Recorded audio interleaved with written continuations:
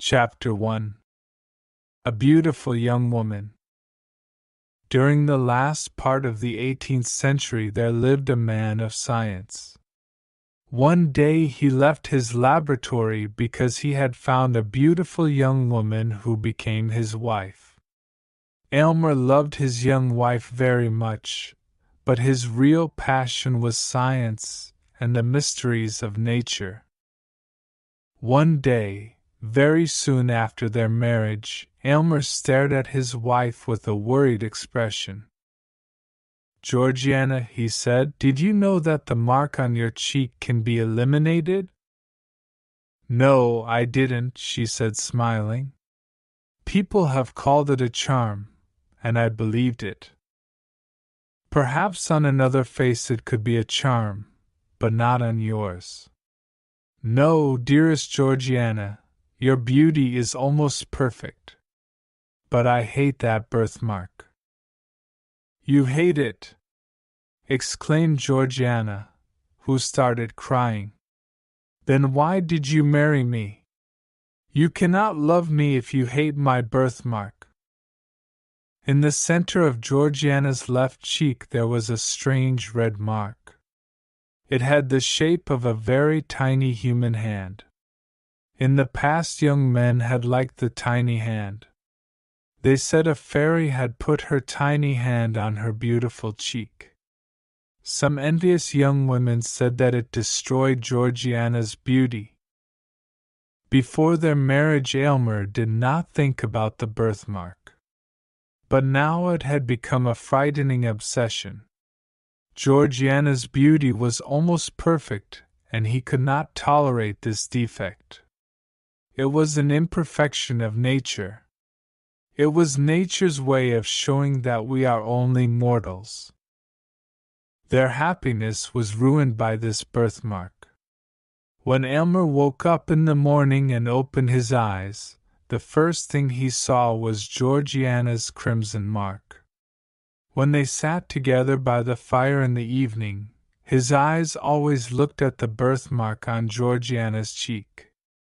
It was the mark of her imperfection. Georgiana shuddered when Aylmer looked at her.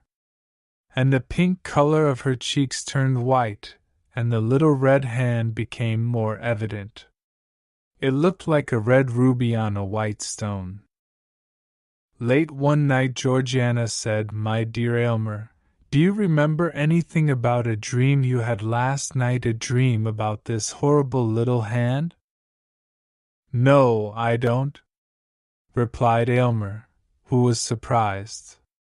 But then he added coldly, "Maybe I did dream about it, because before sleeping I thought about the hand." "And you dreamed about it," continued Georgiana, who was almost crying. "It was a terrible dream. How can you forget it? How can you forget this sentence? It is in her heart now, and we must take it out. Do you remember the dream?" Aylmer now remembered his dream. He dreamed that he was with his servant Aminadab. He was trying to remove the red birthmark. But as his knife went deeper into the cheek, the little hand went deeper and deeper. At last the little hand caught Georgiana's heart, and Aylmer wanted to cut it away. When he remembered the dream clearly, Aylmer felt ashamed. The truth often comes out in our dreams. Until now he did not realize that the birthmark had had a terrible influence on him. "Aylmer," continued Georgiana seriously, "what can we do to eliminate this birthmark? Maybe it will cause a deformity, or perhaps the mark is as deep as life. But can we eliminate it forever?" "Dearest Georgiana, I have thought about this a lot, and I am sure it can be eliminated." "Oh, then please do it.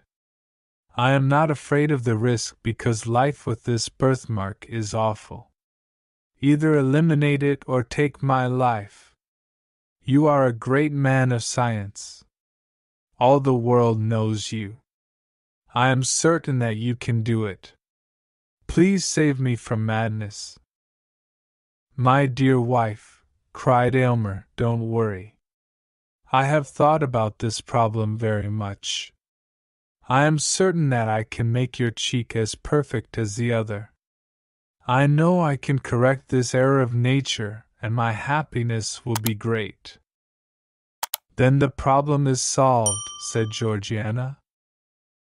Her husband kissed her right cheek, which was perfect. The next day Aylmer told his wife about his plan. We will both live in the apartment which I used as a laboratory when I was young. He had made important discoveries in that laboratory, and he had learned about the mysteries of nature and the universe. Georgiana was frightened when Aylmer took her to the apartment. He looked at her happily, but the birthmark on her white cheek made him shudder and Georgiana fainted. Aminadab! Aminadab! Shouted Aylmer violently. A short, robust man with long hair came out of another room. This strange man had been Aylmer's assistant for many years. He did not understand scientific principles, but he followed instructions and did his job well. Georgiana has fainted. Quickly, open the door and burn a special candle, cried Aylmer. Yes, master, answered Aminadab, looking at poor Georgiana. Then he said to himself, he should never eliminate that birthmark. Aylmer was at his wife's side when she woke up. Where am I? Ah, I remember, said Georgiana quietly. And she put her hand over her cheek to hide the terrible mark from her husband's eyes. Don't be afraid, dear Georgiana, he said. It will be a pleasure to remove it. Oh, please do not look at it again. I can never forget that terrible shudder. To help Georgiana forget her problem, Aylmer tried to entertain her. He showed her a little plant that grew slowly before her eyes. When a lovely flower appeared, Georgiana exclaimed, "It's magic! I won't touch it." "No, you can touch it. Pick the flower and enjoy its perfume." But when Georgiana touched the flower, the plant died immediately, and its leaves became black. Then Aylmer decided to create her portrait on a piece of metal. He used a scientific process that he had invented. The result was frightening because the portrait was difficult to see, but the birthmark was clearly visible. Aylmer was angry and threw the piece of metal away. He soon forgot these failures and continued studying science and making experiments. He often went to Georgiana and told her about the mysteries of science and about the history of alchemy. He told her that science could do many incredible things, and it could easily remove the little hand from her cheek. When Aylmer mentioned the birthmark, Georgiana was always very unhappy. Aylmer worked many hours in his laboratory with the help of Aminadab. One day he showed his wife a small crystal ball. "What is this?" asked Georgiana, looking at the small crystal ball with the gold-colored liquid. "It is very beautiful. It looks like the potion of life." "In one sense it is. It is the potion of immortality. It can prolong life or destroy life." "Why do you keep such a terrible potion?" asked Georgiana in horror. "Oh, don't worry, dearest Georgiana," replied Aylmer. "Look at this powerful cosmetic for the skin." "Are you going to use it on my cheek?" asked Georgiana. "Oh, no. Your cheek needs something that will go deeper, much deeper. When she looked in the mirror and saw the red birthmark, she hated it more than anything. Chapter 2. Perfection is dangerous. While Aylmer worked in his laboratory, Georgiana looked at the books in his library. There were books by scientists, poets, and philosophers.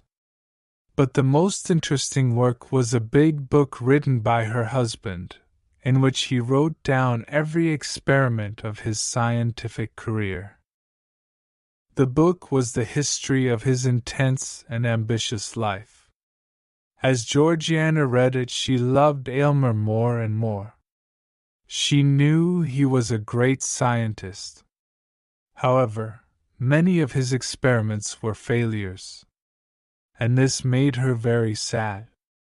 One day she put her face on the open book and started crying.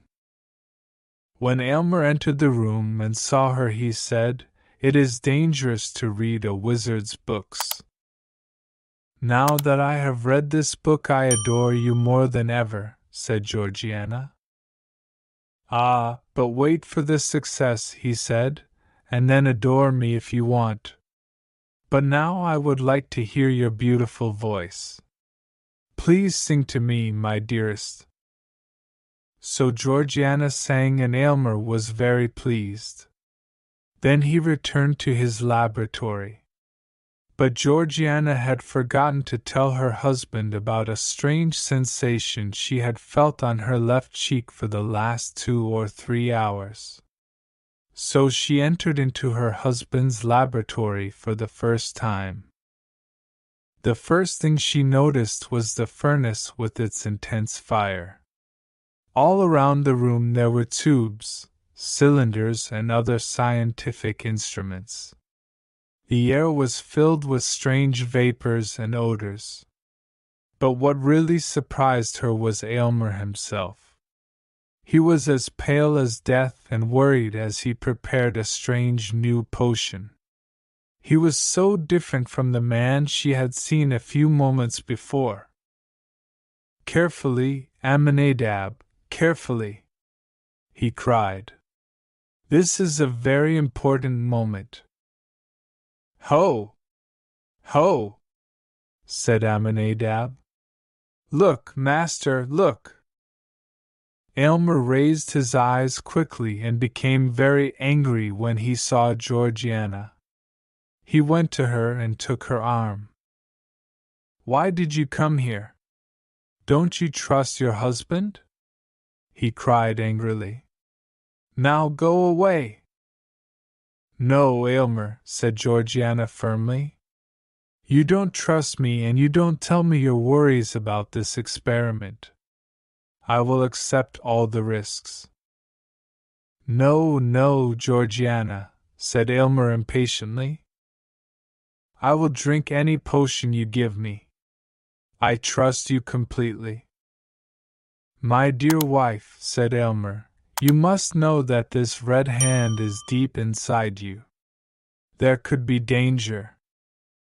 "Danger? There is only one danger, that this horrible birthmark remains on my cheek," cried Georgiana. Remove it, or we will both go mad." "Your words are very true," said Aylmer sadly. "And now, please go back to your rooms. The potion will soon be tested." When Georgiana returned to her rooms, she thought about Aylmer's noble character and his great love for her. He wanted her to be perfect because he loved her so much. Her thoughts were interrupted by Aylmer's footsteps. He carried a glass with a bright, colorless, transparent liquid. He was pale but didn't seem worried or afraid. "This potion is perfect," he said, looking at Georgiana.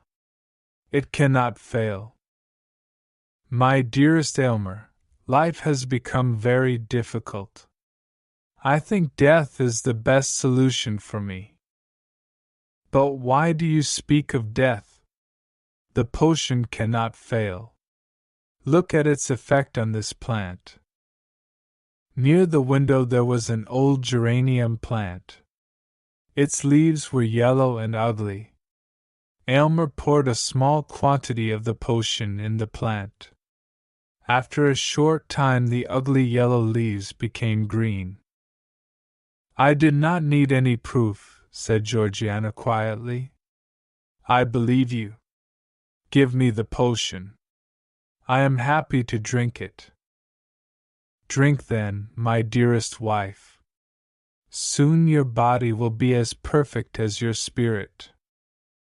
Georgiana drank the potion and gave Aylmer the empty glass. It is like water from a magic fountain. Now, dearest Aylmer, let me sleep. She fell asleep almost immediately. Aylmer sat by her side and watched her very carefully. He often looked at the birthmark on her white cheek. At first it was very visible.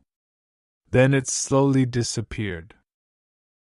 It's almost gone, said Aylmer to himself. Success.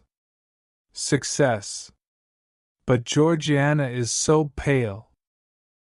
He heard his servant laugh. He too was delighted. Aylmer looked at Aminadab and said, You served me well.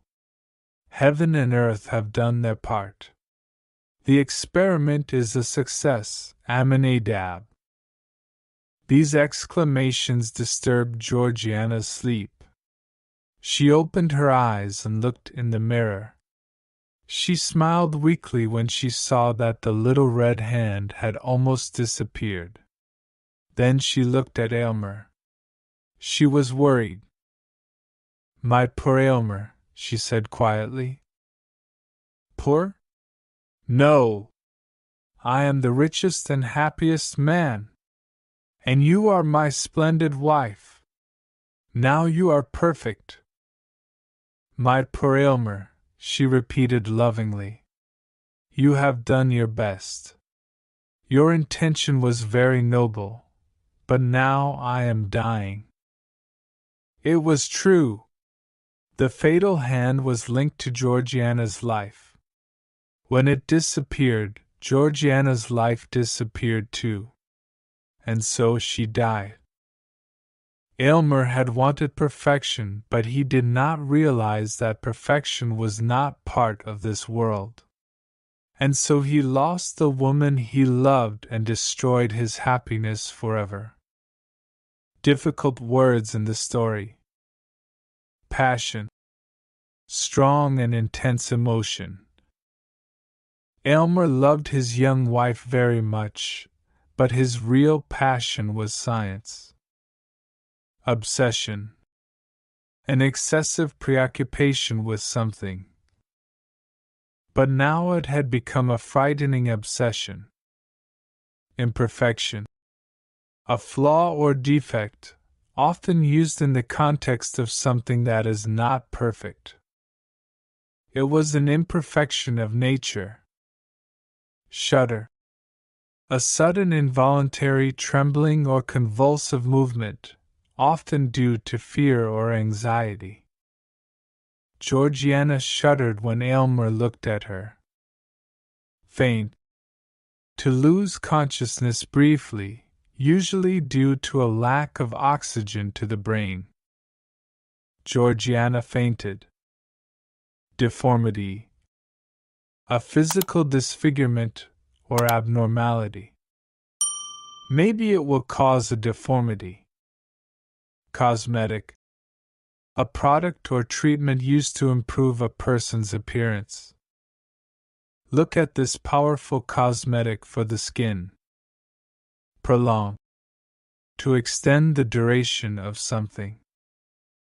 It can prolong life or destroy life. Potion. A magical or medicinal drink or mixture. It looks like the potion of life. Transparent.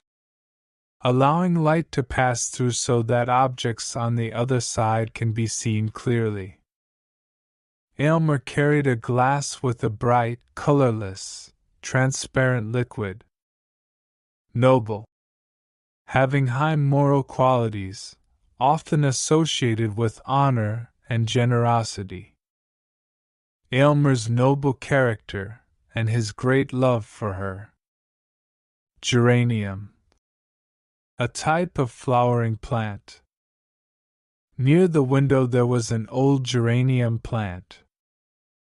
Exclamation. A sudden cry or expression of strong emotion. These exclamations disturbed Georgiana's sleep. Splendid.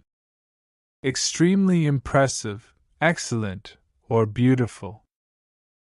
You are my splendid wife. Fatal. Causing death or leading to a disastrous outcome. The fatal hand was linked to Georgiana's life. Ambitious. Having a strong desire for success or achievement. The book was the history of his intense and ambitious life. Intense. Having a high degree of concentration or focus. The furnace with its intense fire. Wizard. A person who practices magic or sorcery. It is dangerous to read a wizard's books. Vapors.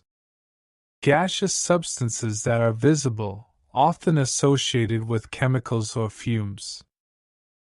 The air was filled with strange vapors and odors.